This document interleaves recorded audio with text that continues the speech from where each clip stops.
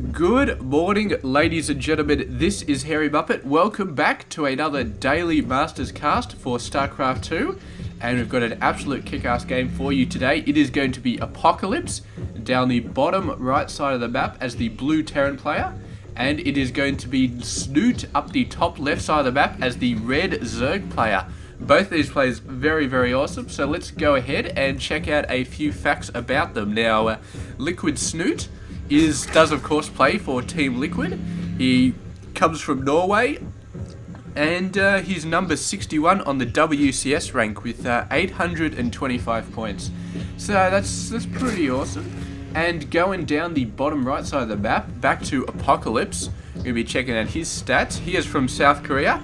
He plays for the IVD Gaming clan, I believe I'm saying that right, but I think it's a capital I, lowercase v, capital D, so IVD seems right. But, yeah, I do not know. And he's currently number 55 on the WCS with 850 points. So these players fairly evenly matched as far as their WCS rank goes. Which, of course, is not the end-all and be-all of how good they are, but it's the only real indication that we can, really go ahead and say, alright, these guys are that good. So, but it realistically is not that good of an indication because, of course, one player may be able to make it to like 4 or 5 different tournaments, another player may only make it to 1 or 2. It doesn't mean he's a worse player. It's just to do with what sort of team they're in, what sort of funding they have, what sort of sponsors they have, their availability. I heard one player even was trying to get into like the WCS finals. He had visa issues, so he couldn't show up. So, and you have to be in tournaments to get WCS points. So, yeah, it's a guide, but it's not the be-all and end-all. I mean, well, one player could be incredibly better than the other player, and the other player has more WCS points simply because they've got picked up by a team who can afford to fly them around everywhere. But yeah, these guys are evened up in the WCS, so I'm going to assume they're about the same in terms of actual playability. We've got a nice barracks with reactor. Could potentially be for factory, although I don't think so because he would have built the factory by now if he was going for it.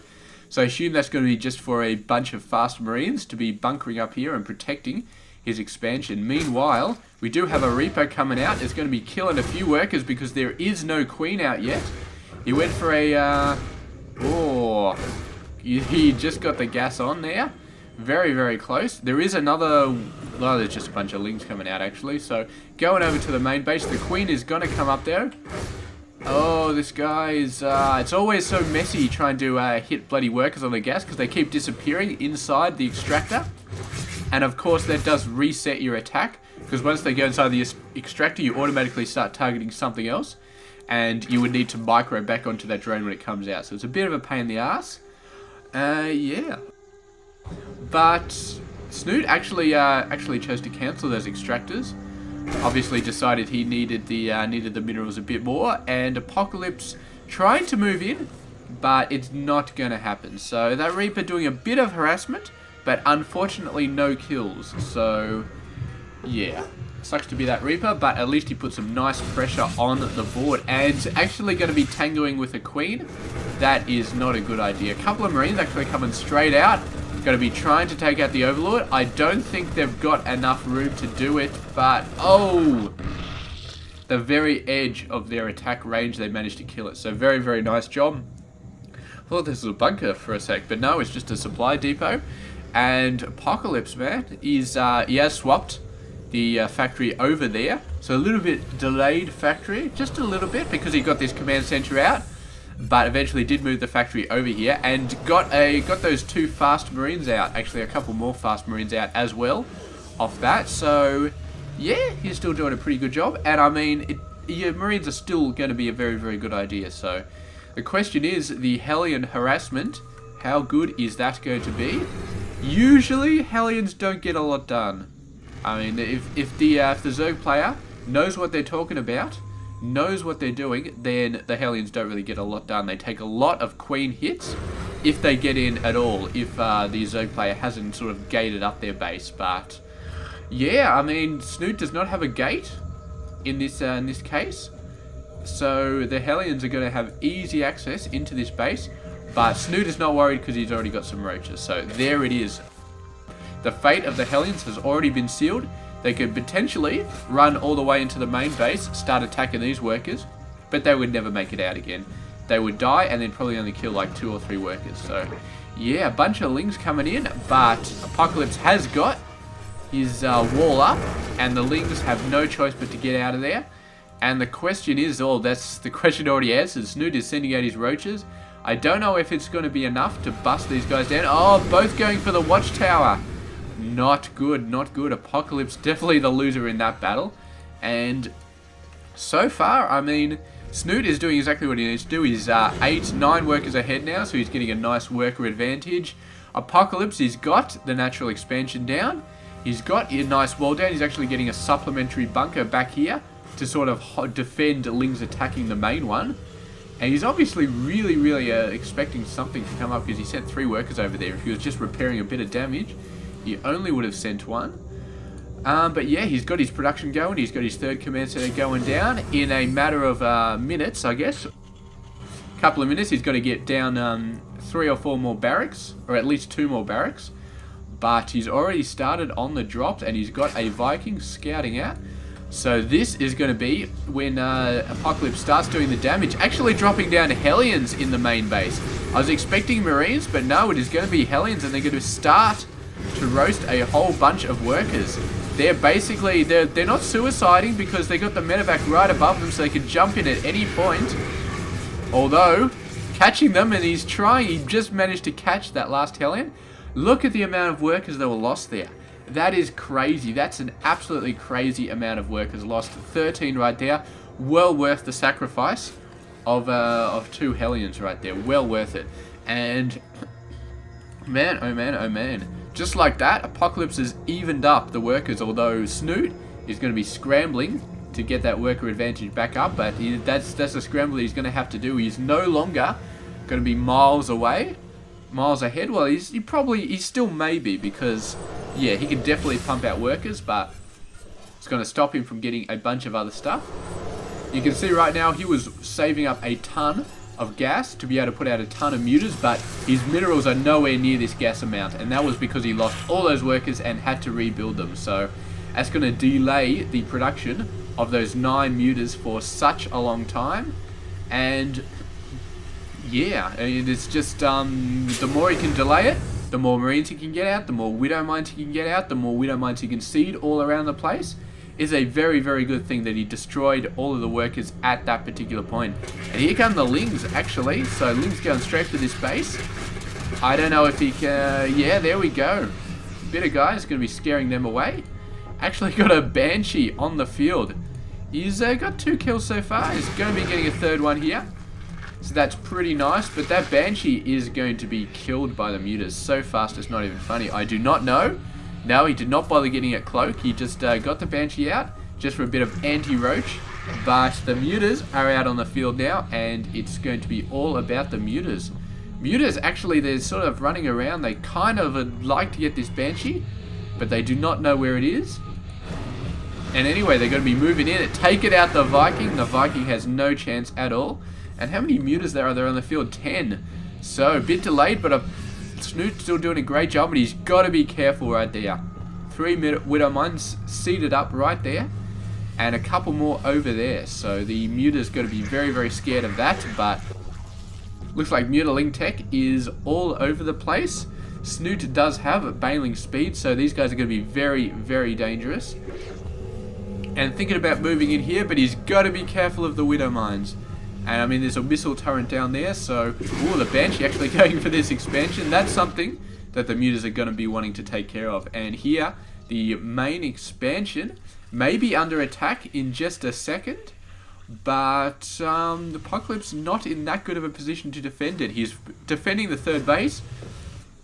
He needs to get over there and start defending this one. There's no Widow Mines. Or there's 2 Widow Mines, but they're not actually lowered down. Ouch. So, yeah, Apocalypse totally in the wrong position for this attack.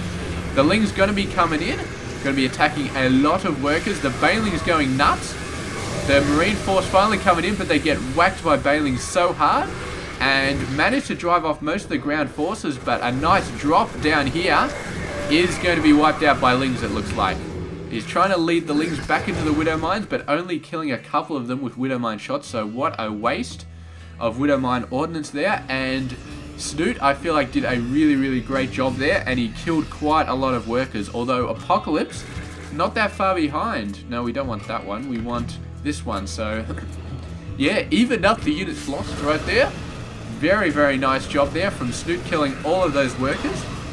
But as we see here, I mean, Apocalypse has been going nuts. This third base has really, really, really helped him in getting out the worker numbers. And he's looking quite alright. He's actually building a bunch of supply depots here. Going to try and block off routes for the Banelings to get in and really take these guys out. He's got a couple of more Widow Mines, hopefully, to hit the Banelings when they come in. But yeah, Snute does not currently have any Banelings. He's just got a hell of a lot of Lings who are currently dying to this triple M force, so he's got to start warping in a ton of Banelings. There we go, ton more coming out. But his creep so far, I mean, it's okay, but he really should be pushing the middle of the map right now. He's not pushing the middle of the map, starting to get a bit more, but he really needs to get the creep as far as he possibly can if he wants Banelings to be that effective when he's attacking the opponent's base, because I mean, what it is, you attack the force, you do as much damage as you can. When the Marines start coming up, you pull back to the creep, and then you hit him with the Banelings. Now, if he has to pull back halfway across the map to get to the creep, then that's going to be bad. He's going to lose that many more forces. Oh, the Widow Mines. Oh, taking out a lot of damage. Somehow the Banelings managed to avoid most of that Widow Mine hit, but a lot of Lings did go down. And most of these Marines actually surviving the Baneling onslaught, so the Mutas cannot engage here. And Apocalypse going in with a bunch more Marines, so he's attacking on two fronts. Doing a great job here. I don't know, he probably shouldn't be going for the hatchery, that's just too big a target. Should be going for the workers, but he managed to take out this base. Really, really great job, and for some reason he's going for the lava. Just get the hell out of there. Bury your Widow Mine down, that's a good idea, but do not bother attacking the lava. Oh man, oh man. He's pushing back the creep though, and this army, he's going to have to worry about this army.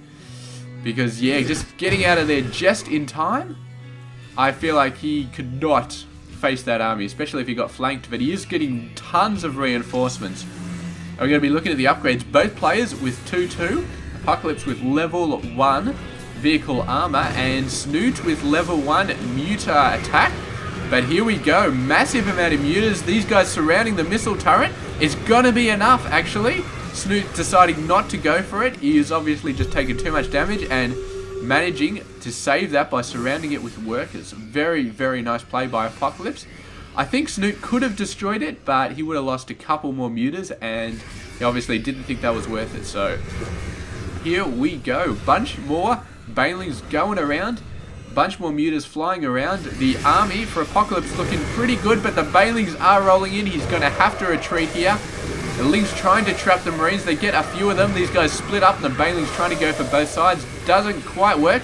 Although, wow, I think the Banelings just got a massive hit over here. Just took out a ton of Marines, and that's exactly what Apocalypse was very afraid of. But he's still got this group of Marines over there. And yeah, that supply depot did not stand a chance, so Apocalypse managing to survive, and Snute managing to keep his mutas alive and destroy enough destroy enough Marines to make it worthwhile to lose all their Banelings. And so far, extremely even game. The only thing that's really giving Apocalypse the edge, I think, is that he has been able to take out this Nexus quite a couple of times, but he's always managed to save his third base.